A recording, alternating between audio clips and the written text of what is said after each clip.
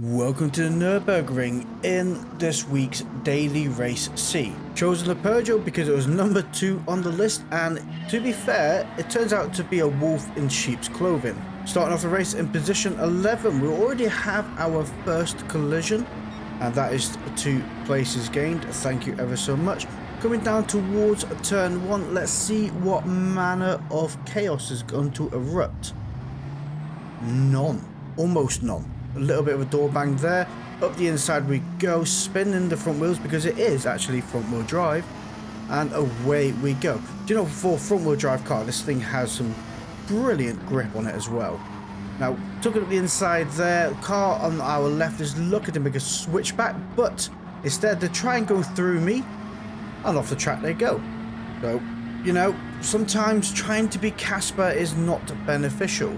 But we are now in position 6, which is absolutely insane, considering we're not even a tenth of the way through this lap. The only issue now, I would say, is the track gets a lot narrower, so overtaking becomes a lot more difficult. The crash sounds are still very satisfying though, I've got to be honest. See if we can make a move up the inside of this Renault now. Door has been closed, so yep, that move isn't going to happen. Would you say that's a door close, or would you say that's a more of a block move? Let me know down in the comments below. But what goes around comes around, and that car is going around into the wall. Absolutely brilliant. So that is another position gained, and there was also another victim sat in the wall looking at how many pixels there was. So we're up to P4. I mean, P3. Thank you ever so much to the Renault for letting me pass. I do flash my hazard lights to say thank you. Hopefully they see them. But yeah, now it's just a case of trying to catch up to the pack of cars up in front. See if we can gain another position. My car is going gardening into the wall. Talking about set position, we're up to P2. Never have I ever been this lucky to gain this many positions from being almost halfway through the first lap. That's insane. Well, hopefully we're able to catch up to position 1 up ahead. Seeing they are 2.5 seconds away, it's easier said than done. Problem with this Peugeot is it's not the fastest in the straight line, although it excels massively in handling, and it is one hell of a machine. It just runs out of power towards the end of the top speeds, which is a real shame, I've got to be honest, because it's a substantial amount as well, you know. It's not a little bit, you're losing tenths. Hopefully though, again, we're going to have the cornering section of this track where things get even tighter. We may well be able to make a move on the Porsche up ahead. If not, we can stay right behind them, apply some pressure, and hope for a mistake. A bit like that, to be honest. Oh, I kind of expected that car to ghost. It did not ghost, and that has put me off on my line as well. They're going to be to my right hand side here, going to be nice and tight, giving space. Ultimately they back out, we can carry on, and away out the other side we go, up to position 1. Absolutely perfect timing as well, because we've only got a few corners of this track left before we have the high speed run, and taking a corner that badly is not ideal. Hopefully they don't gain upon that behind us. But yeah, going back to saying about the high speed run, we need to get away from that car behind so they're not in the slipstream as we're going down this back straight here. You don't want to be fighting them in the straight line. You want to be securely enough away that you can guarantee holding on to that position. Again, all this is providing we don't go into a wall ourselves. I mean, everybody else has managed to up to now. Conveniently, I'm not going to argue with that. But I will say, this time of day, this track, it's actually really beautiful. Very, very well done. Looking at the leaderboard now, you see my time is dropping. I'm absolutely flat out. There's not much more this car can give.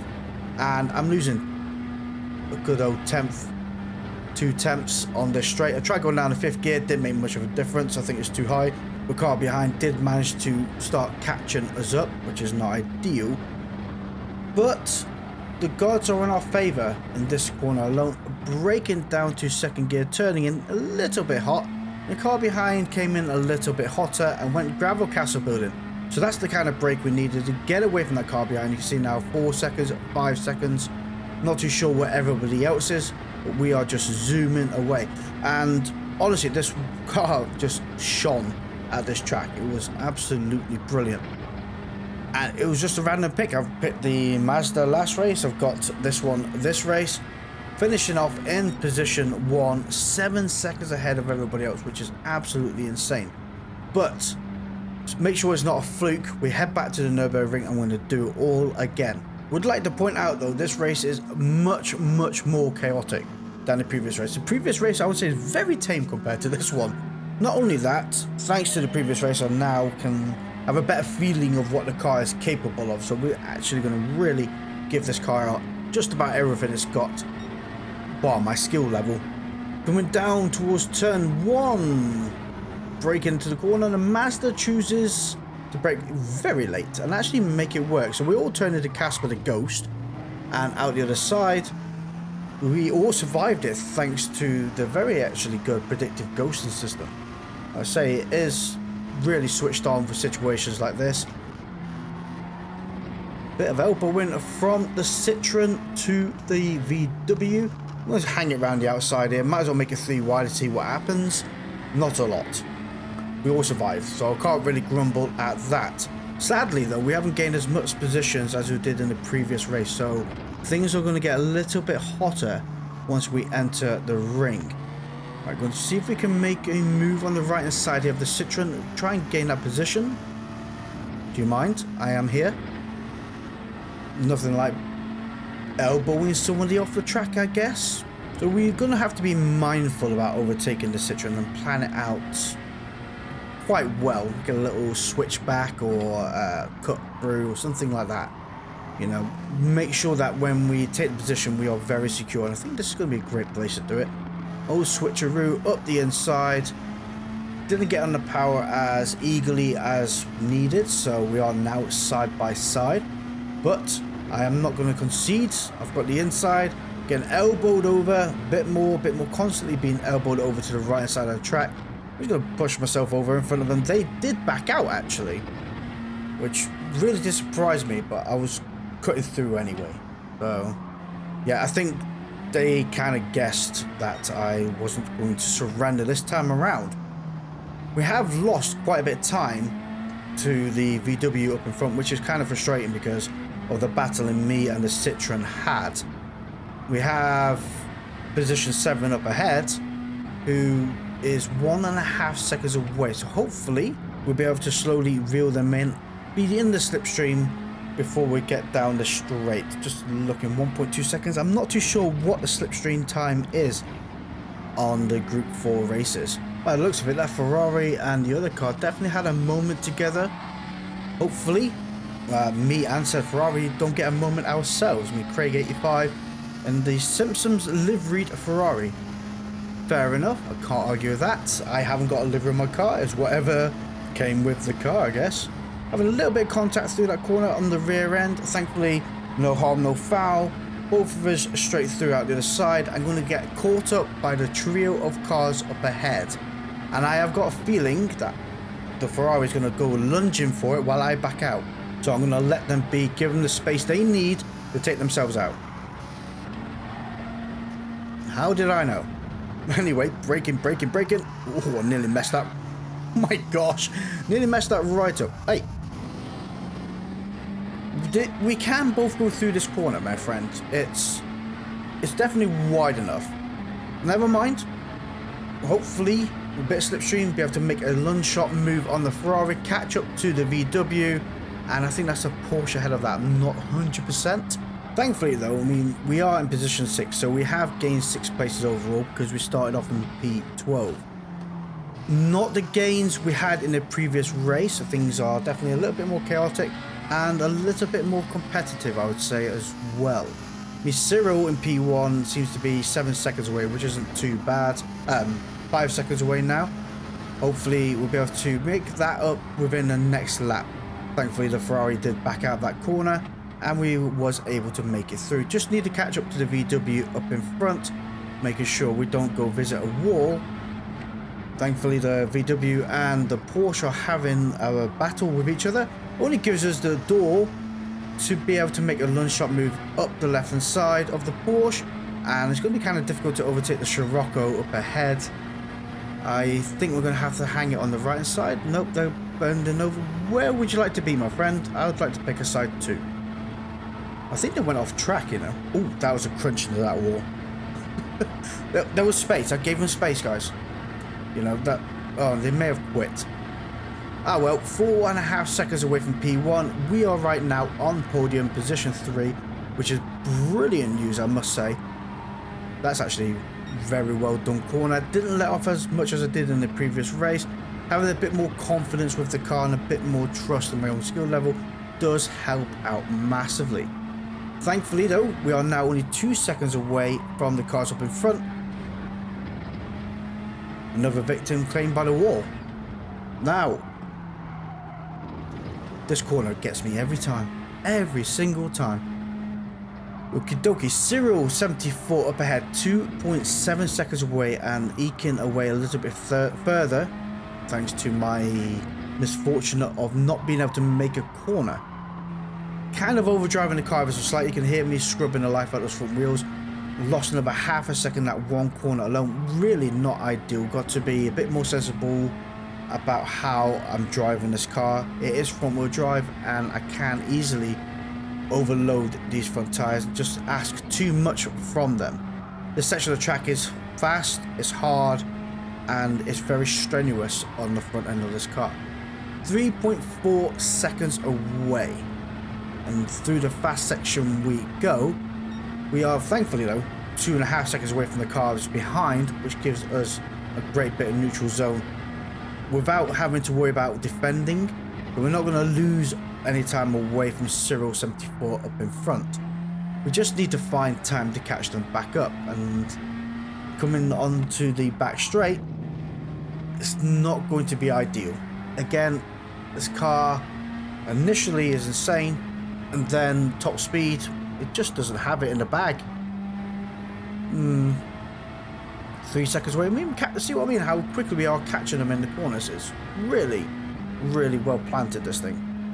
But 2.4 seconds away. I wonder at a certain degree we may well be able to jump into the slipstream.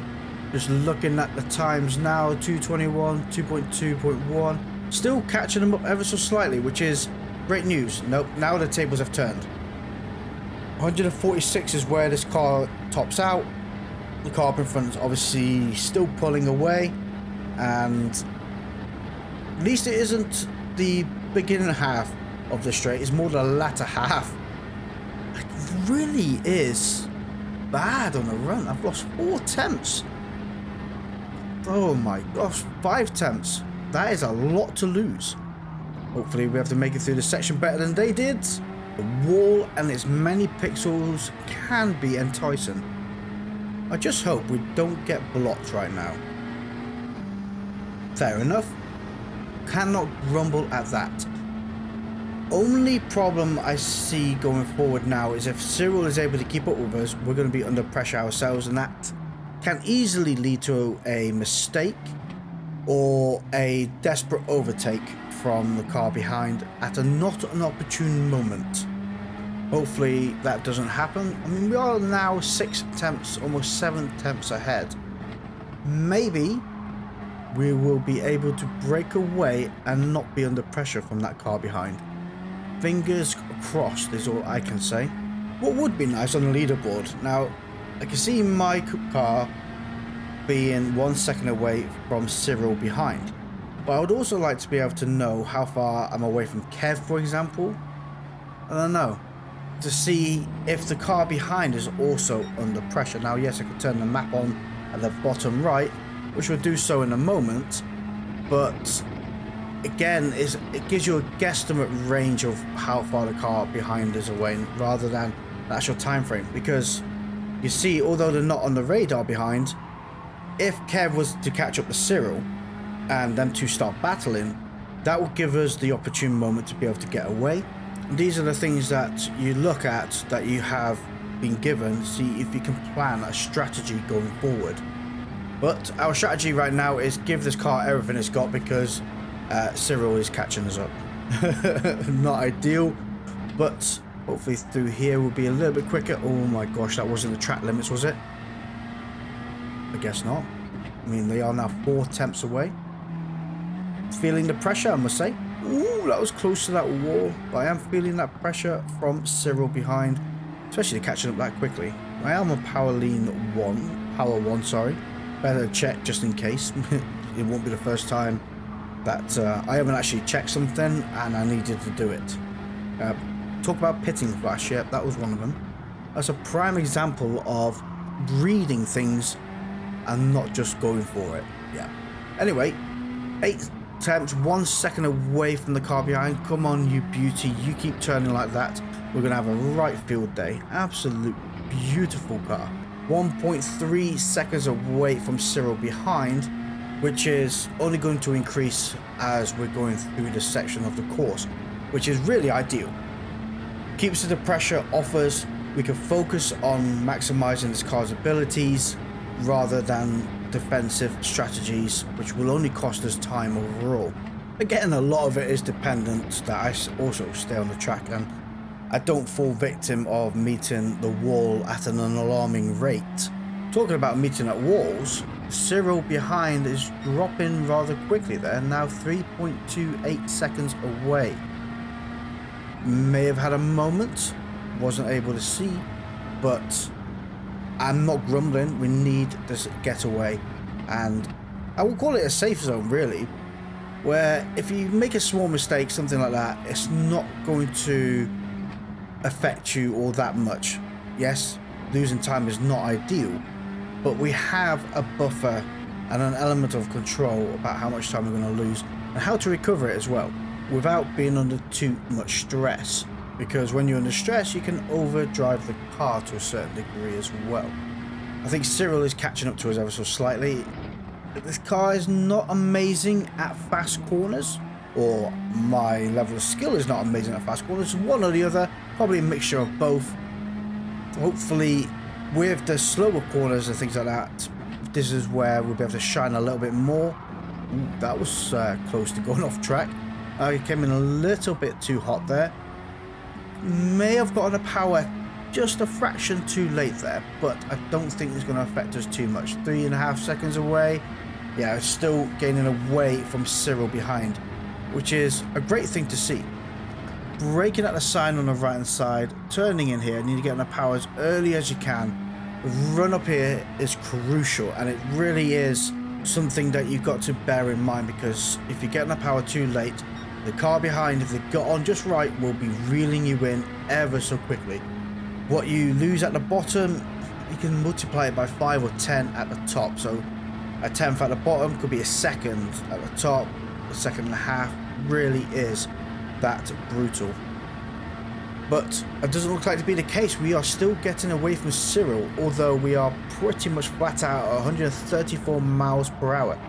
Coming through there a little bit quicker than we have previously. Probably had a little bit more room to go through there again faster, but I've met that wall in Forza way too many times, and I do play on the side of caution there.